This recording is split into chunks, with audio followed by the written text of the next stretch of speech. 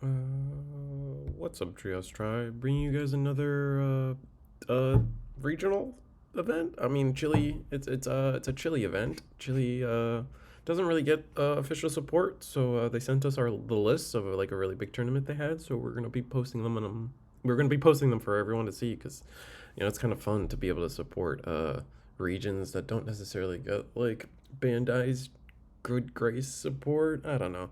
I don't even really know how to word that, but taking a break from my vacation, so we're still kind of shortcutting this stuff as much as I like to do. So, real quick, Devas took the event. Devas had pretty good representation, and it's been a deck that's just kind of standing out to be the best deck of the format, but it changed. It feels like it's changing every tournament. So let's cover the top 16 archetypes real quick. We got 3 Devas, 3 Bunnies, 2 BloomLord. BloomLord is kind of interesting to see. We haven't seen BloomLord in quite a few tournaments right now. 1 Royal Knight, also kind of feel like that's the first time we've seen it this format. I could be wrong, but 1 Shine Gray just always capable of topping. 1 D Brigade, 1 Leomon, 1 Milith Loop. Yeah. The Milith Loop will be interesting. Let's you guys know how to do. I try to give everybody a couple minutes. Can't give everybody as much time as I would like to, but yeah, we'll just go straight into it. We got a red hybrid. Oh, the ads are everywhere. Yeah, obviously my setup's a little different, sorry.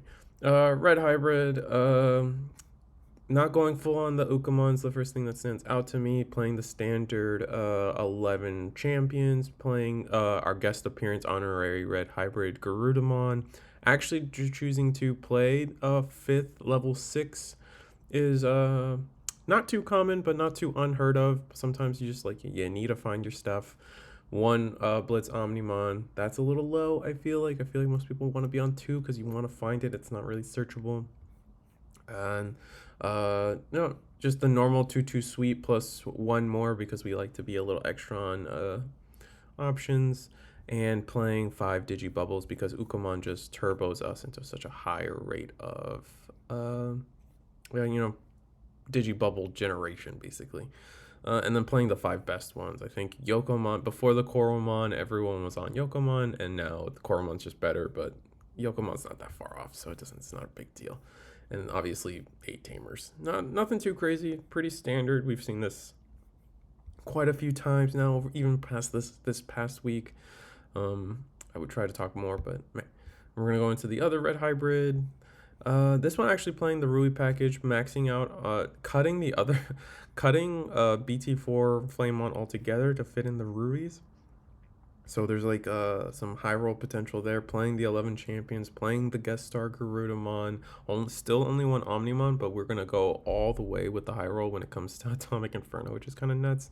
Only 1 Crimson Blaze, the full suite of 5 Digibubbles. Yeah, the Ruiz, the biggest things is Ruiz stands out to me.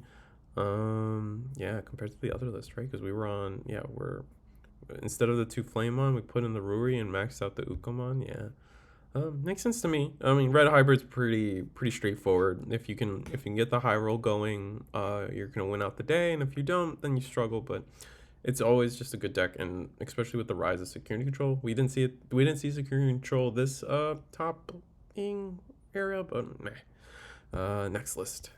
Grats on everything. I just don't have the vacation. Milith Loop. This was very interesting to me. We're seeing the ADR searcher again, which is from the list we saw I think a couple weeks ago. I gave a mention about the ADR searcher being able to just play for 1 and facilitate some deletion stuff with Alice or some of your inheritables. The really big thing that stands out is playing the Avenge Kidmon. Again, we see it with security control. Avenge Kidmon plus the Lament of Friendship is just gonna allow you to go almost go infinite with the deck in terms of just always having access to options. You can't go as infinite, just because you're gonna run out of Digimon eventually, and you don't have too many ways to pick them up. I know you have some ways to pick up a couple with some on deletion effects through your level 4 and 5s, but it really is you're just looping options to just try to get you there one more turn or one more turn so your opponent decks out potentially, or maybe the security control matchup is just interesting. Not too much to say. I feel like they're just playing the stuff we've been seeing from Milith. Yeah. Oh, playing the Ghoulmon. The Ghoulmon's probably the thing that stands out. Let me. It's everywhere. I'm sorry. Ghoulmon. When digivolving, when attacking once per turn, for every 10 cards in your trash, trash up to 3 cards of your opponent's deck. When attacking once per turn, if your opponent has 10 or more cards in their trash, this Digimon gets a security attack +1. Yeah. Sometimes it's kind of like Creepymon. You digivolve this when you have the numbers that make you go for game, essentially. And when I say game, you're not going for security game. You're going for decking your opponent out. Yeah. Middle of the loop. It's every purple's player's like, dream, the deck. Basically, they want this deck to be. And every time someone says they're a purple player, this is what they imagine in their head. You know what I mean? Next deck. Oh, it's Leomon. No, this is BloomLord. We're talking about the BloomLords. Actually, incorporating the Ukomon is really interesting. I don't think we've seen BloomLord quite do this yet, but it makes sense. Just the free draws, the free memory, and then Mimi able to get some extra shenanigans going with Ukomon kind of sounds kind of stupid. Stupid good, but either way. Beyond that, seeing the inclusion of the Palmon X and the Togemon, but we've already been seeing that. The Palmon X is probably the biggest include, and this Palmon as well. The never mind. The only real inclusion is the Palmon X from BT15, and the Quartz or Quantumon. Quantumon just being a really good card in any matchup right now, being able to look at your opponent's security outright, being able to be as immune as you are to, effects, just makes sense, right? I don't think anyone's disagreeing. Quartzmon's a really good floodgate, playing 1 hidden potential discovered, 3 trainings, and then a collection of Mimis, 2 of the BT1, 3 of the BT14, and then everything else sounds pretty normal. Again, don't have time to like really nitpick and penny pinch. Playing which Kokomon is this? This is the EX4 one. When your turn, once per turn, when an effect suspends one of your opponent's Digimon, draw 1. Not bad.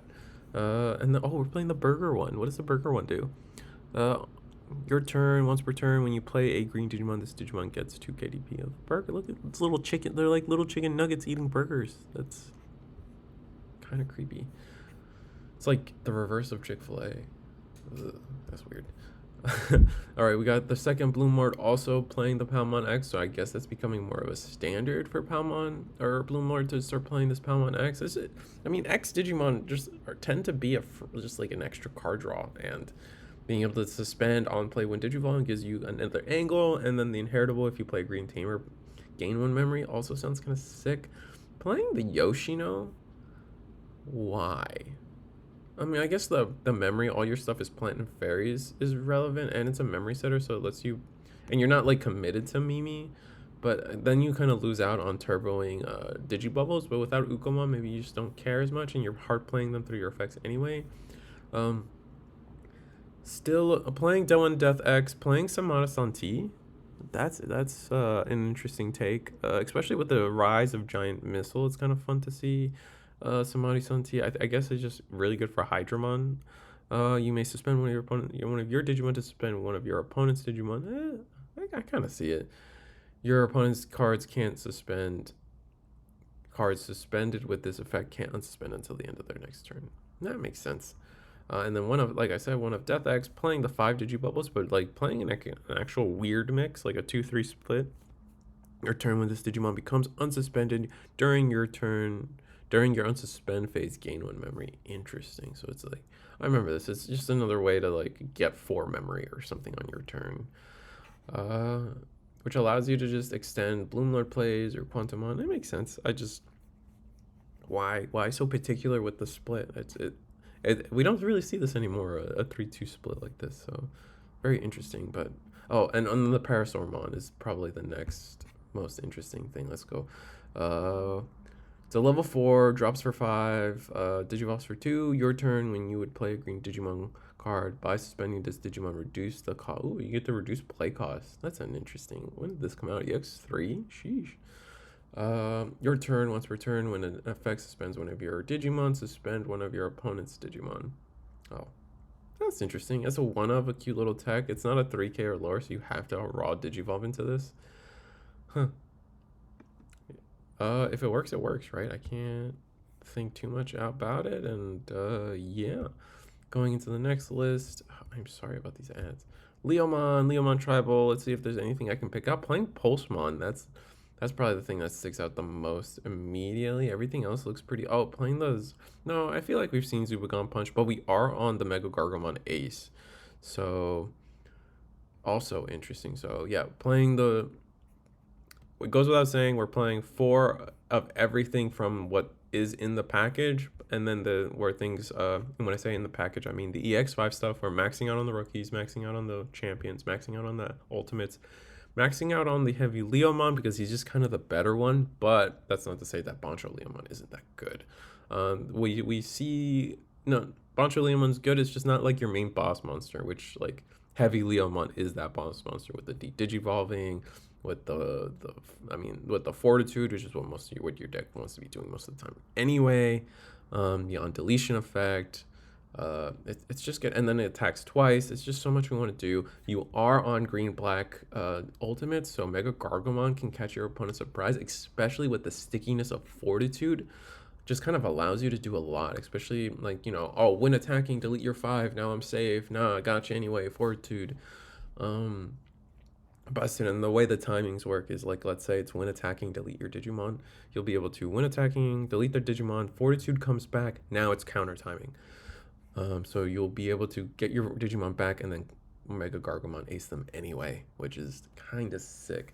Other than that, playing the final Zubagon Punch, Heavy Leomon is 13k on his own. Bancho needs some help. Mega Gargomon needs some help. Is there any way to get that help? With this particular Leomon, not for Mega Gargomon, but Bancho Leomon gets it. Is there a Digibubble? Oh, maybe the Digibubble helps us get there. Okay, so Mega Gargomon's never getting final Zubagon punched, but playing our suite of removal. Flashy Boss Punch is interesting. It's interesting to see any card come up that isn't Giant Missile. So while you have a Digimon with Leomon or Bancho in its name, you may ignore the color requirements. Main, suspend one of your opponent's Digimon and one of your opponent's Digimon gets minus 12k DP for the turn. Then one of your Digimon with Leomon Bancho in its name can attack. Interesting. I mean, you get to suspend something, so then you get to attack over it. You do have access to piercing through the black level 5. Yeah, piercing. So yeah, it's a tech card. It's like the Hades force of the deck, just not as good. Playing Analog Youth because your guys are being deleted and they'll almost always have sources because of how you play the deck. Yeah, interesting. I've always felt like this deck was underrated. It did well at nationals. Oh, and then the Pulsemon, playing the security at the end of the battle, suspend one of your opponent's Digimon, then add this card to its owner's hand. It's a draw one from security is kind of good. Being able to see consistent rookies, especially when you're like a deck like Leomon where you don't necessarily have a third rookie to play, so why not just play one that kind of is guaranteed to come to your hand eventually? It makes sense. It's kind of like a lot of the blue decks were playing Bluecomon. It's just unfortunate that these cards came out way too late for us. We probably would have seen a lot more of them. Next deck is Commandramon, D-Brigade, Commandramon. Playing Iron Fisted Onslaught, it's kind of a must. You kind of have to play it. Playing DG Dimension. Is that really the name of this card? I guess so. BT11, when you would use this card, if you have a Black Tamer in play, reduce the cost by 1, which D-Brigade has Black Tamers and you're playing them pretty often. Main effect, did you evolve 3 of your opponent's Digimon, so it's a widespread D-Digivolution. Then delete 3 of your opponent's Digimon with the play cost of 6 or less. It's just it's interesting. It's like another CDC bomb, but like wider, but for 8. Playing a Supreme Connection. Hold up. They're all, I mean, I know they're all cyborgs, right? But you have to play a 5 or higher. Ugh, this ad. I'm sorry. Reveal. Right, delay. You may play one level 5 or higher. So what are the targets? Our targets are Cargodramon, reduced by how much? Reduced by 3, right? So you're playing Cargodramon for 4. You're playing Tankdramon for 4. And then you're playing. Oh my god. You're playing this Darkdramon for free, right? Yeah, you get to play the Rush Darkdramon for free, which is actually probably catches people by surprise. This one you're not really ever playing. When you digivolve with this card, yeah, digivolve is, this one doesn't play. This is, you have to digivolve it, period. You're never playing this because you're never getting, unless you want the end, all you care about is the end of turn effect. The biggest thing is playing this Darkdramon for free. Getting to play out your full turn and then doing this for free sounds actually insane. That actually sounds sick. And you get to stack the top of your deck with this card. This is like a kind of like Pride Memory Boost. This is like actually kind of like a hidden gem for D Brigade, like a secret D Brigade card. Playing the 6 Digibubbles, I wonder if they're actually going through their Digibubbles that fast to actually warrant needing all 5 Digibubbles. Beyond that, just maxing out on all the good stuff. Which would, not seeing any of the 2-drop Commandramon is kind of interesting, just because we know that there are potentials to high roll with the Brigadramon and summon out even more bodies. But decoy's good too, right? Yeah, I mean, kind of low on the champions, it feels like. 8, 9, only 9 champions. Yeah, that feels low. But we are kind of a rookie rush deck anyway, and we're playing so many options that, yeah, it makes sense. Yeah, wish I could talk more. Next deck. Again, congrats on how you guys did. You guys deserve it, and you guys deserve the attention. I'm just doing what I can when I can. Shinegreymon. Let's see if I can pick up playing with the Geogreymon. I think I've mentioned in a recent video where they were playing it at 1 or they weren't playing it at all, and I started talking about like, hey man, this card's really good, and it's surprisingly good for like that comeback factor in Rise Greymon. You guys don't have another really good Geogreymon anyway, so playing this one, just sometimes like as your opponent will clear your board and thinking, all right, the next turn all your tamers are useless, I'm safe for an entire turn, it's gonna be sick, and then this guy comes out of security, kind of nasty, kind of busted. Playing 4 trainings, not playing the yellow training I find funny, but actually playing the correct training, air quotes. The only miss this training would see is the Longtail out of stock though, but we're on a Longtail because Longtail is kind of the best, one of the best removal cards in the game right now. DP reduction, just flat out, a lot of things can't get around that. Plus, like, just the Chaos Degrade effect is also good too. Playing the Coralmon from BT15. It's just the best one, right? Grats on top 8, man. Anything else standing out? Just fun ratios here and there. It's just nothing standing out too much. Numemon. I think this is the only Numemon that performed this tournament. Ukomon, Agumon, your suite of your suite of floodgates, kind of low on the Numemons, right? This feels low, but it's because we're on the higher count of rookies, right? Playing the standard level 5s, we keep seeing it 4, 4, and 2 on the Warrior. The most standard thing we see. We're actually upping the X antibody to 2, playing a 3-3 split for the Numemon Satsuki package, playing 2 Ruiz, whatever. And then we're actually kind of heavy on the top end, 2 shines, 1 Death X. I guess instead of shine, sometimes people play the 1 shine and then a quartz or one of the other floodgates. Quanta and quartz, same thing. Not really. Playing 4 Numemon, Platinum Numemon, just kind of uber consistency for trying to find a top end sounds really good. Playing on the 5 Digibubbles, playing your 5 favorite ones, Sunamon being the best one, and then Tokomon kind of doing everything else. Grats on top 8. And doing this. Oh, Royal Knights. Sorry, I'm like half asleep. Playing Royal Knights. Royal Knights did get an upgrade with Leopardmon X and the new Magnamon. Yeah, both obviously being Royal Knights and trait. Playing the old Examon stands out to me. Just, I mean, it makes sense, right? This Examon just kind of is in generally better than the other one. Where, oh my god, I keep doing that. I'm on like a touchpad. I hate it. I'm playing Digimon Emperor. Oh, actually, that's kind of funny. Just Digimon Emperor, using Digimon Emperor as a way to just try to get more time out of your opponent. Yeah, they can't promote rookies, they can't rush you down as much. One of the ways to beat Galamon or Royal Knights in general is just being able to rush them out. Playing Craniumon, playing the old Craniumon instead of the new Craniumon. Makes sense, especially in a world where you just want all your blockers protected. It doesn't protect you against Fanglong, and Fanglongmon can just clear everything anyway. Is this right? Are they really playing Omnimon X Antibody? Is that the spice? Is that what we need to be doing in 2024? Man, you got a lot of small text in here, and I love it. Playing Leopardmon X, playing. Oh man, there's so much. I can't even like talk about it all. I think not today. I wish I could. Yeah, I think like I watched Brian my avatar made a video on this, and he was able to. He kind of mentioned that. Oh wait, but they're not even running that Leopardmon. Is the link just wrong?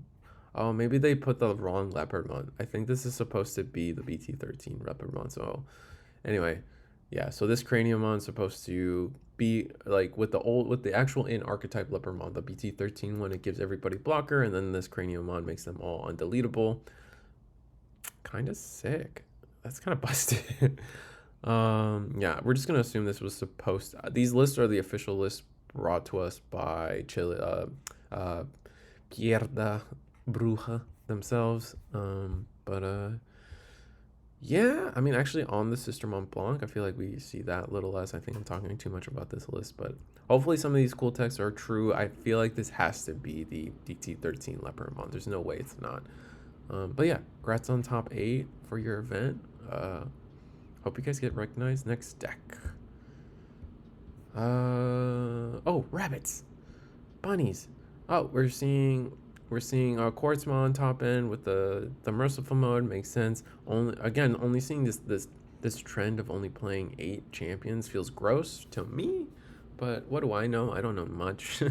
Playing the giant missile, playing 4 of the double typhoon, playing the fire rocket because we can give it to Mega Gargomon, which is very funny. Or even Rapidmon. A reminder that the condition to ignore playing it by having a red source is just having an armor and trait, and then you can give a 2-color Digimon the security attack +1, so they don't have to be the same thing. So again, Mega Gargomon can receive it. This is the memory setting Henry that allows you to from EX2. Not seeing much of that warping tamer Henry in any of the bunny decks. Which makes sense. I think all the warping stuff kind of sucks anyway. We might see potential for it with scrambles, but unless you have a way to get rushed like a Guillemon, I just don't see why warping tamers are going to be relevant. Like there's a Rico one coming out, and I'm like, why? They all suck. And then oh my god, and then they did it with the new level 5s in BT17 for hybrids, and it's like, ugh.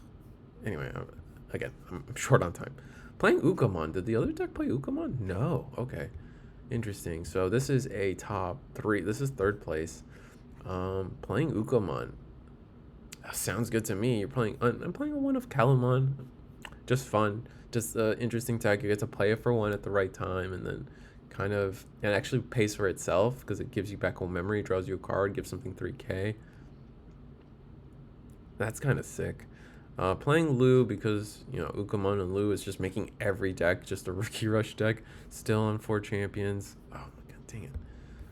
I'm sorry. Still on 4 champions, and just playing a suite of the options.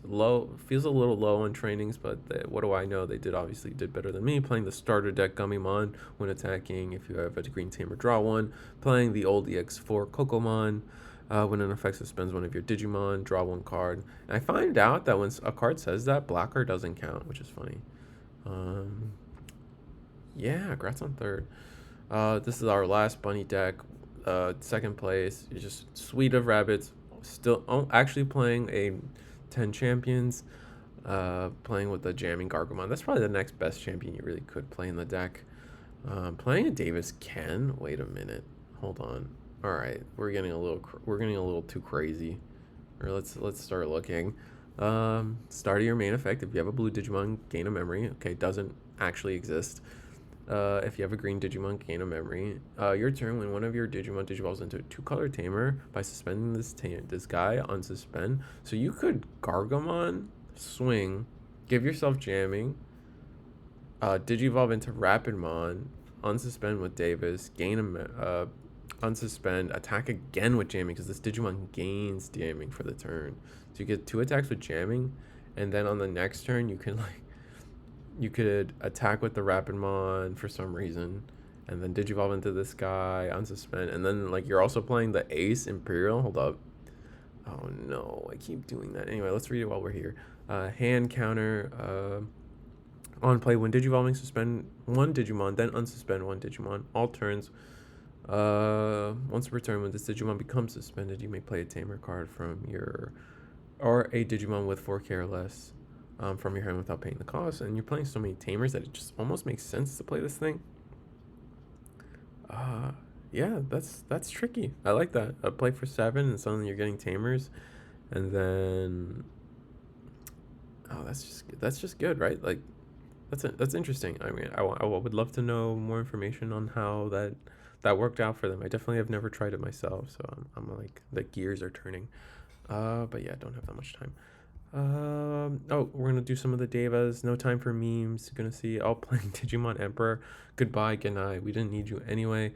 Actually playing for the Tiger. Yes, justice for Tiger. Not playing any of the blue one.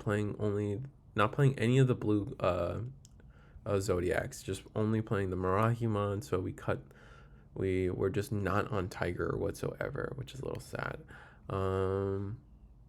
Other than that, yeah, seems like a standard list. We cut a Zulong, we cut a bird just for the Bahumon to exist. It's funny, we're not playing any rookie package or lower end package. It's just all 5s all day, every day, playing Mother D Reaper to make sure we have access to Holy Beast, Great Cardinal Procession. Yeah, and then Heaven's Judgment. Yeah, I mean, we played plenty of green for Heaven's Judgment until I'm on I'm starting to warm up to the idea that we should be on 3 Antilamons, but yeah. Next deck, we got plenty of Devas to talk about. Playing two Bahumons, 1 Shine Gray, that's funny. A Ruin Mode, I should say, that's funny. Playing a Death X, busted. Anything else standing out? Maxing out on Genbu is interesting. Return to Genai. Not playing any other floodgate or removal options, just the 1 Heaven's Judgment's good enough. Yeah, I mean, I wish I could talk more. I would love to just like ping each one, say something, but just looks pretty. Like, again, the biggest differences are on the 4 sovereigns themselves and the ratio count. Ruin Mode is an interesting take. We can digivolve it on top of 3 out of our... Wait, can it digivolve on all 4 of our Devas? Purple, yellow, yellow, purple. Yeah, look at that. That's pretty funny. Next. Oh, our winning deck. This is our winning Devas deck. Playing the green Mirahimon, the tiger. Yin and Yang. It's this tech again. So we're playing the BT6 dragon because the inheritable is so good. Playing the BT13 tiger because it's just kind of better than the blue one. So the idea is you play the in archetype Devas to play these. That way you get max value because you don't really care about which ones you're playing. I mean, you always want to see this Antilla. That's like the biggest one. But let's see if that translates into any text later down the list. Playing 2 bird, 4 dragon, 2 turtle, 2 tiger. Kind of the normal. We're playing an alternate level 7. We're playing the merciful mode, which can digivolve on any of our 6s, which so pretty solid. And then it like trashes itself, so you're back on your Deva, so you can go into Fanglong if you need to. And then yeah, no, only playing 1 Mother D Reaper. I wonder if that's actually true or if it's weird. That's funny. Yeah, so yeah, this was a Chile event. First place, congrats. Let's go back to the Eggman pie chart. Yeah, all the information's on the website. I wish I could do more with talking about everything, but yeah, I am on vacation and I do this for fun. So I hope you guys enjoyed the video. See you, like, share, subscribe. See you guys next time. Make sure to tune in on Saturday for the Core TCG event hosted by Gigi Panda and Kavinsky. So they're going to be commentating, and so it'll be, you know, an online event. So enjoy it, see it, like, share, subscribe to this channel, and coming, I'll be back with more. Bye.